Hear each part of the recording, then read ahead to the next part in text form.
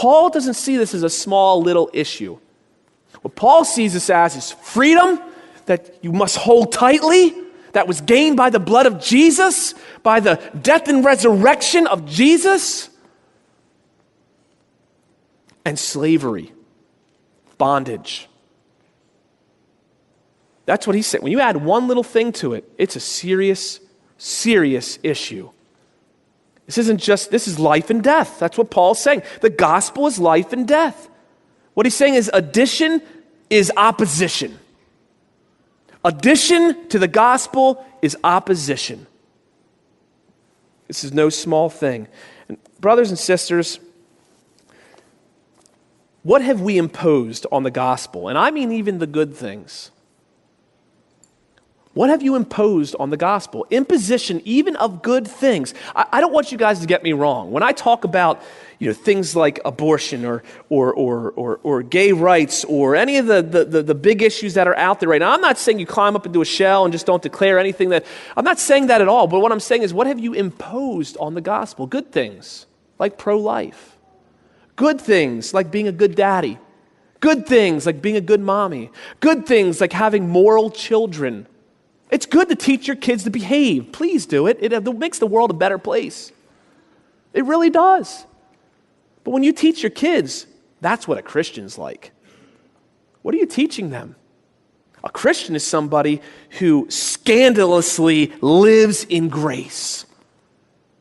A Christian, what I teach my kids, is somebody who struggles. Somebody who doesn't want to obey. Somebody who struggles through their sin, but comes out on that side knowing, I'm going to obey God because I love him and he has loved me first. I teach my daughters that all the time and my sons that all the time. Christians aren't the ones who have it all together. They're the ones who know it and have all fallen apart, that Jesus has it all together. Christian struggles, they battle. So what good things have you imposed on the gospel?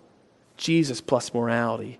Jesus plus republicanism, Jesus plus being a Democrat, Jesus plus social justice, Jesus plus saving orphans, Jesus plus being a good churchman, Jesus plus being a good moral person, Jesus plus being a good daddy, Jesus plus being a good mommy.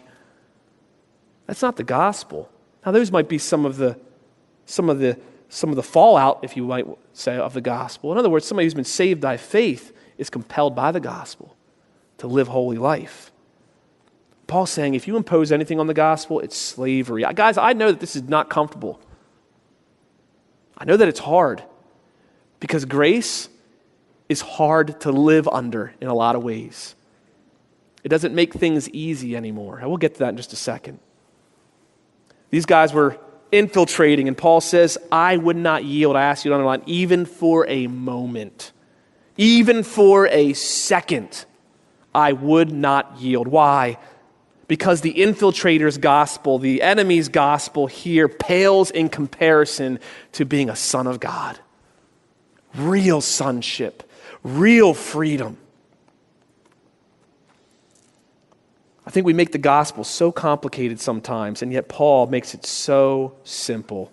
Faith in Jesus Christ. Now, some of you might be automatically going to, well, what about, is that easy believism? You just believe in Jesus and you're in? I'm not saying that at all. If you come to faith in Jesus, your life is going to change, right? If you come to faith in the one who poured out God's blood, poured out for you, died on a cross for you, took what each one of us here deserve. If you believe that, if you know Jesus, your life is going to change. It's going to be different than it was yesterday. If you know who Jesus is, I firmly believe that. It might not be radical every single day, but when you take a look at yourself 10 years ago as you do today, there might be some of the same struggles there, but you have leaned into the freedom and grace of Jesus Christ more and more, and your life is going to change. See, I believe in the gospel. You can call it easy believism if you want, but I believe that Jesus changes people, not me, not you, not our morality. Jesus changes people. Believers' lives will change. Of course you're going to want to obey. Have you met Jesus? He's a pretty good guy to obey. Pretty great, in fact. And Paul says, I am going to hold to that. I'm going to cling to sonship. I'm going to guard it, not even for a moment am I going to let up my guard. And the reason why is because I'm not going to yield to self-righteousness for anything. That's what these guys were. Self-righteous. He's saying, I'm not going to yield to them even for a moment.